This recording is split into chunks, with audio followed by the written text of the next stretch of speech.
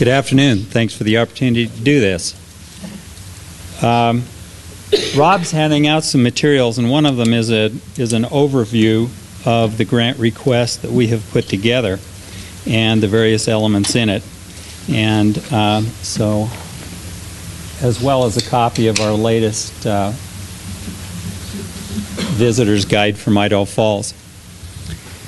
To start off with travel and shows, we've limited that to 2 shows. One of them Rob and I will attend. It's the ABA, the American Bus Association. We did that this year, and I found that had quite a bit of benefit for us. We really had an opportunity to spend a lot of time with people who arranged for bus tours in the West, but had not been to Idaho Falls yet, and they weren't that far off.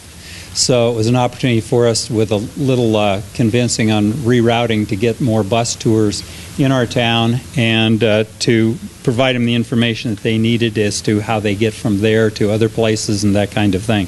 The other one was RMI. We had not attended RMI previously for a few years, and I attended it this year and would like to do that again this next year. We had, I think, some good success there in meeting with the international folks, and in fact about 20 of them after we left Boise ended up coming to Idaho Falls to stay the next evening after that meeting, and I had an opportunity to have dinner with them, make a little presentation, and really spend some good time with them, and that went well, and I think that'll pay dividends. And so I think this is the RMI is worth doing at least 2 years in a row and kind of cement those relationships that we built, some of which we built this year.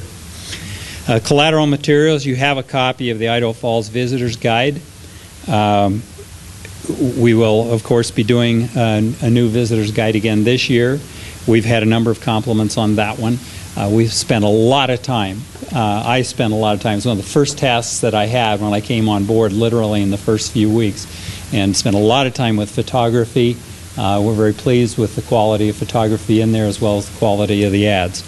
And so we will be doing that again. Another item that you'll see on there is called an area map.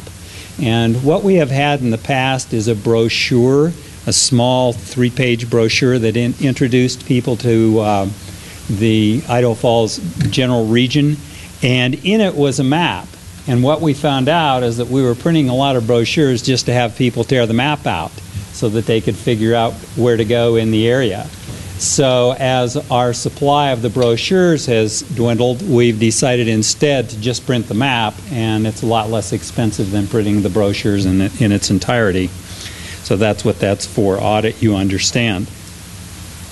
The people that I've listened to so far, everyone has talked about the internet and the websites and what you need to do there. It's where today's communications is happening. And so we, just like the other CVBs and the other towns, want to take a hard look at what we're doing with our website. I've made some improvements on it so far. It was one of the first things that I wanted to focus on. We came here. I don't know if you've visited our website recently, but you'll see it now has a flash on it and has some pretty neat photography concerning the area and that kind of thing, because that's one of the things we have in Idaho Falls is the natural surroundings and the photography we can use there. But there are a number of improvements that we need to make this more user-friendly. Easy for people to get through and figure out where they want to be and how they get to the links to our investors in the CVB and our partners that we have in that area up there. And that stuff is fairly pricey. The other thing that I'd like to do this year is bring our visitor's guide online. We're getting more and more requests for that, and I know that I'm certain that in the state level you have done that, and I'll bet you're getting more hits on that than you are requests for the hard copy.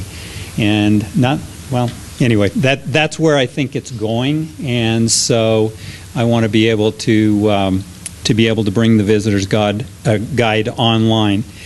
I'm also looking at a thing called website optimization, which means how does your website pop up as the #1 website people see when they put in certain keywords. If they put in Idaho Falls and visit, or Idaho Falls and tourism, or tours, or whatever, I can put up to about a dozen keywords in there, and the first website that'll pop up on the list is the CVB website. Studies have shown you only get about 3 or 4 in the list. If you're below about 4, you don't get the hits on the website that you should be getting. So website optimization is not expensive, and it's really the thing that I want to take a look at this year to get us in front of people. Advertising. We've done a major portion of our advertising in the past on billboards, and we've done it on 7 billboards. This year we're going to be doing that on 5 billboards. We have 2 billboards, one coming up from American Falls, coming from the Twin Falls side toward Pocatello, and the other just before you get into Pocatello, and in my view they're not buying us anything. As you know, when you get to Pocatello, there's a split, and you have to decide if you're going toward Idaho Falls or if you're going toward Salt Lake City. Well, if half those drivers are going toward Salt Lake City, then the billboards that I put up there aren't doing any good anyway. And from that point on, from Pocatello toward Idaho Falls, we have the billboards between those two. So we're going to get plenty of chance between those 2 towns to advertise what's going on in Idaho Falls as the gateway to Yellowstone, as the home of the Museum of Idaho, et cetera, to get them from that point forward. But I just think that before that, we're not changing anybody's mind as to whether or not they're coming to Idaho Falls or Salt Lake. That's already done.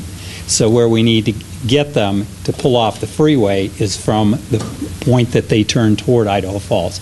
So you're seeing 5 billboards in there instead of 7 this year.